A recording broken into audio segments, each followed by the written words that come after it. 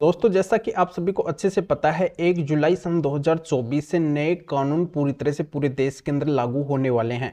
तो पुराना आईपीसी 490 एटे और जो 125 सीआरपीसी का केस चल रहा है आप सभी का, तो उसके अंदर आपको ये दो काम जरूर करने हैं, जिससे ये केस केवल 4 महीने तक ही चलेंगे। यानी कि ये केस आने वाले टाइम में केवल 4 महीने तक ही चलेंगे। 4 महीने के बाद में आप इन केसों को पूरी तरह से खत्म करवा सकते हैं। तो ये दो काम कौन से हैं, इनकी जानकारी मैं इस वीडियो के अंदर बताने वाला हूँ।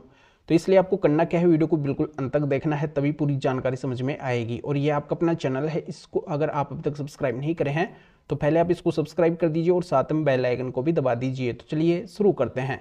तो वेलकम दोस्तों, मैं हूं आपका अपना एडवोकेट जितेंद्र। दोस्तों, ये आप देखते आए हैं कि पुराने आईपीसी 490 एटे और 125 सीआरपीसी के केस के अंदर बहुत ही धीमी प्रक्रिया चल रही है।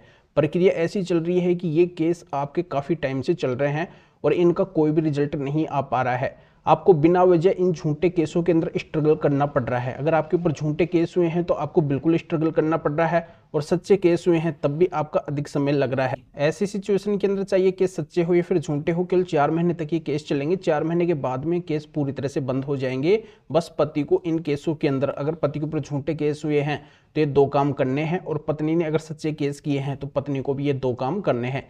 तो ये कौन से काम है, तो यहाँ पे मैं बता देता हूँ। इसमें पहला काम तो ये है कि जब नए कानून पूरी तरह से प्रभाव के अंदर लागू हो जाएंगे, पूरे देश के अंदर लागू हो जाएंगे, तो ऐसी सिचुएशन के अंदर पुराने कानून और पुराने केसों के ऊपर ज्यादा कोई भी ध्यान वगैरह नहीं देगा, न तो पुलिस ध्यान देगी न कोर्ट ध्यान देगी। तो ऐसी सिचुएशन के अंदर अगर आप पुराने केसों के अंदर सेटलमेंट करना चाहते हैं तो आपको क्या करना है, जब नए कानून पूरी तरह से प्रभाव के अंदर पूरे देश के अंदर लागू हो जाए, तब आपको आपके पुराने मामले, पुराने केसों को मीडिएशन के अंदर लेके जाना है। और वहां पे जो मीडिएटर बैठे होंगे उनका मकसद ये होगा कि पुराने केस जल्दी से जल्दी खत्म हो जाएं।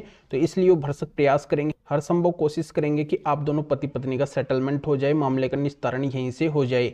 अगर आप सेटलमेंट करना चाहते हैं तो आपको पहला काम यह करना है। अगर आप पुराने मामले को पूरी तरह से खत्म करना चाहते हैं तो आपको क्या करना होगा, नए केसों का पुराने केसों के अंदर हवाला देना पड़ेगा। क्योंकि नए केसों के अंदर क्या होगा, न्याय होगा। न्याय के आधार पर पूरे केस चलेंगे और किसी के साथ में भी अन्याय नहीं होगा। उसके अंदर फास्ट प्रक्रिया चलेगी, फास्ट ट्रायल चलेगा। तो आपको क्या करना है, जज साहब को अच्छे से कन्विंस करना है, समझाना है, जज साहब से रिक्वेस्ट करनी है कि जब नए कानून के अंदर इतनी अच्छी व्यवस्था है, इस तरीके से न्याय के आधार पर पूरी व्यवस्था चल रही है, तो पुराने केसों के अंदर हम काफी टाइम से परेशान है, प्रताड़ित है। इनके अंदर भी ये व्यवस्था चलनी चाहिए, प्रक्रिया चलनी चाहिए, फास्ट ट्रायल चलना चाहिए, ये मामले भी जल्दी से जल्दी खत्म होने चाहिए। तो बिल्कुल कहीं ना कहीं नए कानूनों का प्रभाव पुराने केसों के ऊपर जरूर पड़ेगा, क्योंकि जज साहब पुलिस का माइंड भी वैसा ही हो जाएगा नए कानून की प्रक्रिया को देखते हुए, और वो उसी तरीके की प्रक्रिया भी है जो पुराने केसों के अंदर अपनाएंगे, जिससे वो मामले भी जल्दी से जल्दी है जो खत्म हो जाएंगे। तो ये जानकारी आपके अच्छे से समझ में आ गई होगी।